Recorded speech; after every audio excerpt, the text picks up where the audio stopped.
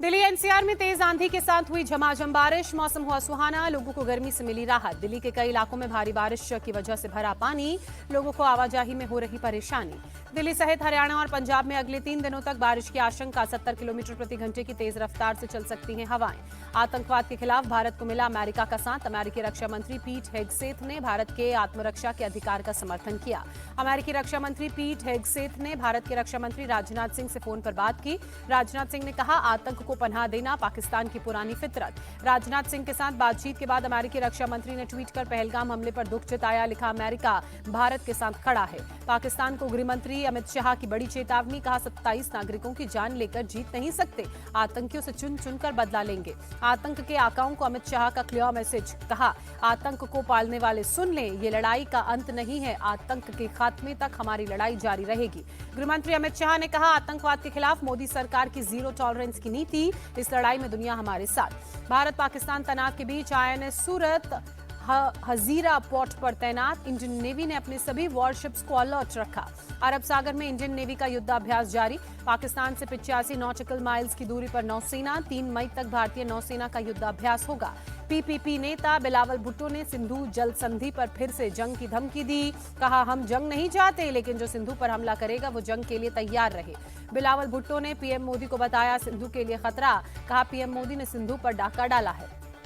पहलगाम हमले के 7 दिन बाद दिखा Pakistani army chief Asim Munir border पर टैंक पर खड़े होकर स्पीच देता नजर आया। पाकिस्तान ने जंगी सायरन लगाने के दिए आदेश। पाकिस्तान के 29 शहरों में लगेंगे जंगी सायरन। पाकिस्तान ने कराची और लाहौर एयर स्पेस के कुछ हिस्सों को स्पेसिफिक टाइम के लिए बंद किया। 31 मई तक सुबह 4 बजे से 8 बजे तक बंद रहेगा। अटारी बॉर्डर से आज फिर पाकिस्तान में वापसी की कोशिश करेंगे पाकिस्तानी नागरिक। गुरुवार को पाकिस्तान ने अपने ही नागरिकों के लिए वाघा बॉर्डर पर गेट नहीं खोला। भारतीय इमिग्रेशन ने कई बार पाकिस्तानी इमिग्रेशन का गेट खोलने के लिए कहा, लेकिन कोई जवाब नहीं आया। धूप में घंटों इंतजार करने के बाद अपने रिश्तेदारों के घर लौटे पाकिस्तानी नागरिक। भारत सरकार ने भारत छोड़ने की डेडलाइन बढ़ाई। अगले आदेश तक पाकिस्तान भारत छोड़ सकता है। पाकिस्तान को लेकर असदुद्दीन ओवैसी बोले, अब घर में घुसकर मारने का वक्त नहीं, बल्कि घर में घुस के बैठने का समय आ गया है। नेशनल कॉन्फ्रेंस के प्रमुख फारूक अब्दुल्ला ने पाकिस्तान को नाकाम मुल्क बताया। कहा, उस देश ने आतंक का रास्ता ही हमेशा चुना। फारूक अब्दुल्ला ने पहलगाम के गुनहगारों को पकड़ने की मांग की। कहा, इनकी वजह से आज मुश्किल वक्त से गुजर रहा है कश्मीर। पहलगाम हमले पर फूटा फिल्म राइटर जावेद अख्तर का गुस्सा। केंद्र सरकार से कहा, अब सरहद पर कुछ नहीं, फुलझड़ियां चलाने से होगा। जावेद अख्तर ने पाकिस्तान के आर्मी चीफ को बताया पागल। कहा, जिस देश ने अपनी सेना के जवानों की लाश पहचानने से इनकार कर दिया था, उससे ज्यादा गिरा हुआ क्या हो सकता है। पहलगाम हमले में जान गंवाने वाले लेफ्टिनेंट विनय नरवाल की पत्नी हिमांशी की अपील। कहा, मुसलमानों या कश्मीरियों के खिलाफ ना जाएं लोग, हम सिर्फ शांति और न्याय चाहते हैं। पहलगाम हमले पर सुप्रीम कोर्ट की सुनवाई से इनकार। याचिकाकर्ता को लगाई फटकार। कहा, ऐसी याचिकाओं से सेना का मनोबल मत गिराइए। पहलगाम आतंकी हमले के बाद देश के कई शहरों में हाई अलर्ट। दिल्ली में भीड़ भाड़ वाली जगहों पर पुलिस लगातार पेट्रोलिंग में जुटी। अयोध्या में भी कड़ी की गई सुरक्षा व्यवस्था। पुलिस की टीम शहर में कर रही है पैदल मार्च। राम मंदिर में की गई 3 लेयर सुरक्षा व्यवस्था। नवी मुंबई के पनवेल में पुलिस ने चलाया कॉम्बिंग ऑपरेशन।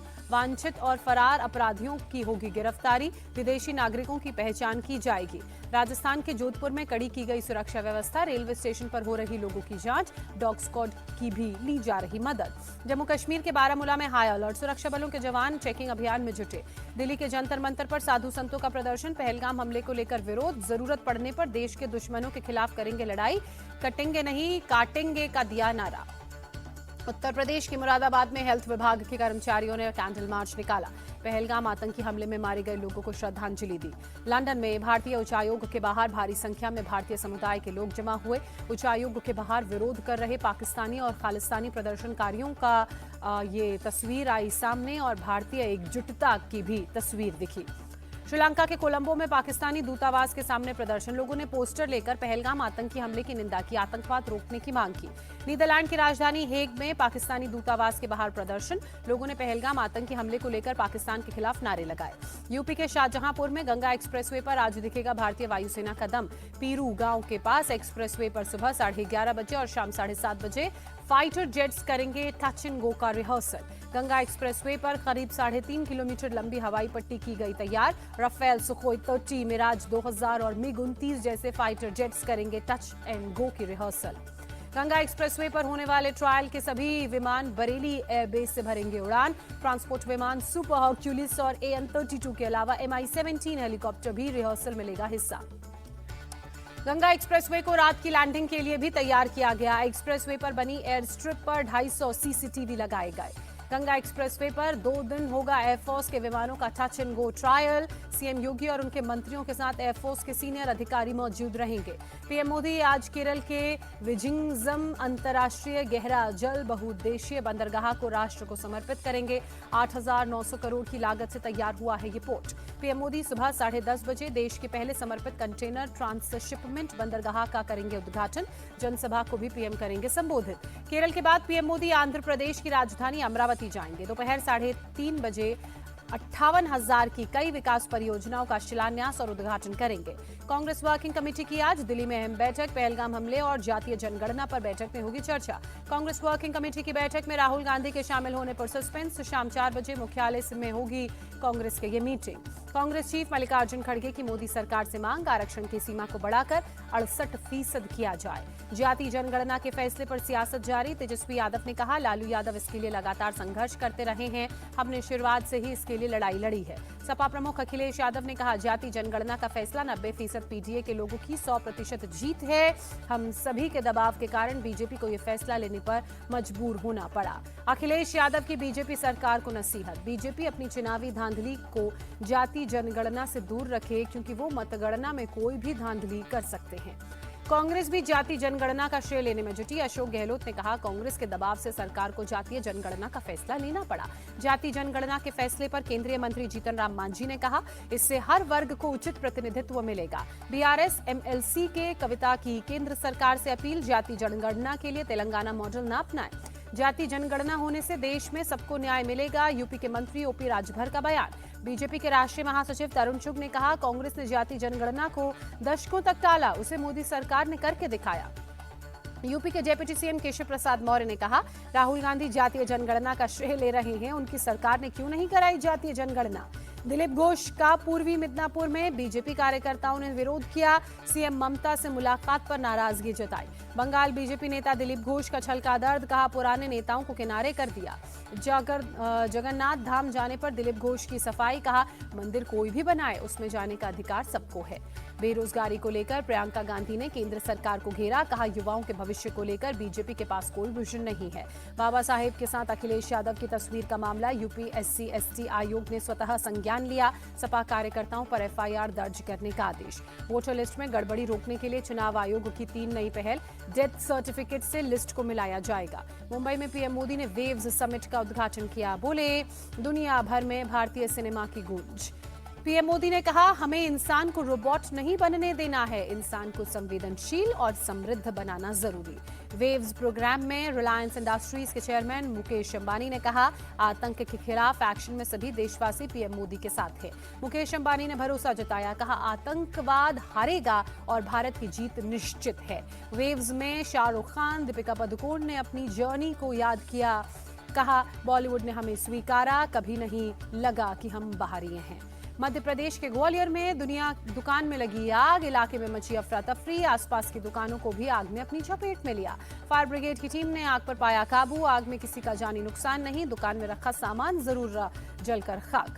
ओडिशा के भुवनेश्वर में KIIT यूनिवर्सिटी में हादसा, गर्ल्स हॉस्टल में नेपाली लड़की का पंखे से लटका हुआ शव बरामद। मौके पर पहुंची पुलिस मामले की जांच में जुटी। हॉस्टल की छात्राओं ने पुलिस को दी हादसे की जानकारी। फोरेंसिक टीम ने कमरे के लिए तलाशी। पुलिस के मुताबिक लड़की के कमरे में नहीं मिला कोई सुसाइड नोट। पुलिस के मुताबिक मामले को लेकर हॉस्टल के अन्य छात्राओं और कॉलेज के छात्रों से भी की जाएगी पूछताछ। लड़की के परिवार और नेपाल एम्बेसी को दी गई जानकारी। यूपी की संभल पुलिस ने फेक इंश्योरेंस रैकेट का भंडाफोड़ किया। पुलिस ने रैकेट चला रहे शख्स को गिरफ्तार किया। आरोपी से गिरोह के बारे में पुलिस पूछताछ में जुटी। पुलिस ने जांच में आरोपी के पास से भारी संख्या में voter ID, chequebook, PAN card, Aadhaar card बरामद किया। अपने साथियों की मदद से 3 साल से चला रहा था बीमा रैकेट। बीमा रैकेट से जुड़े अपराधी गंभीर रूप से बीमार लोगों और लाइलाज मरीजों को बनाते थे निशाना। फर्जी तरीके से उनका बीमा कर हड़प लेते थे इंश्योरेंस की रकम। यूपी के अंबेडकर नगर में पुलिस ने लुटेरी दुल्हन गैंग का भंडाफोड़ किया। पुलिस ने गैंग में शामिल 5 महिला सहित 9 लोगों को गिरफ्तार किया।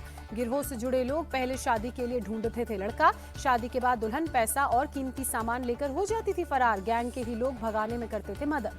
गुजरात और सूरत में पुलिस का क्राइम ब्रांच का जॉइंट ऑपरेशन। शहर के अलग अलग हिस्सों में करीब 130 बांग्लादेशी नागरिकों को हिरासत में लिया। पुलिस सभी लोगों के जरूरी कागजात की जांच करेगी। अवैध रूप से रह रहे बांग्लादेशी नागरिकों को वापस बांग्लादेश भेजा जाएगा। राजस्थान के सीकर में पुलिस ने 36 बांग्लादेशी नागरिकों को पकड़ा। कई बांग्लादेशी चकमा देकर मौके से फरार। अभियान चलाकर पुलिस ने बांग्लादेशियों को पकड़ा। अवैध तरीके से भारत में रह रहे थे। हैदराबाद इंटरनेशनल एयरपोर्ट पर डीआरआई का एक्शन। दुबई से लौटे यात्री के पास से 3.5 किलो गोल्ड जब्त किया गया। अमृतसर में पाकिस्तान से जुड़े ड्रग तस्कर नेटवर्क का भंडाफोड़। 5 किलो हेरोइन बरामद। हरियाणा के झज्जर में प्रशासन की रोक के बावजूद धड़ल्ले से चलाया जा रहा है फसलों को जलाने का काम। अवशेष फसलों के जलाए गए। कई एकड़ खेतों में लगाई गई आग लगने से जमीन की गुणवत्ता हुई खराब। केदारनाथ धाम में आज से बाबा केदारनाथ के दर्शन शुरू। हजारों की तादाद में श्रद्धालु बाबा केदार के दरवाजे पर पहुंचे। केदारनाथ मंदिर को 54 तरह के 108 क्विंटल फूलों से सजाया गया। कश्मीर, बंगाल, नेपाल, थाईलैंड और श्रीलंका से मंगवाए गए हैं ये 54 तरह के फूल। अमेरिकी राष्ट्रपति डोनाल्ड ट्रंप ने विदेश मंत्री मार्को रूबियो को कार्यवाहक राष्ट्रीय सुरक्षा सलाहकार की जिम्मेदारी सौंपी। माइक वॉल्स की लेंगे जगह।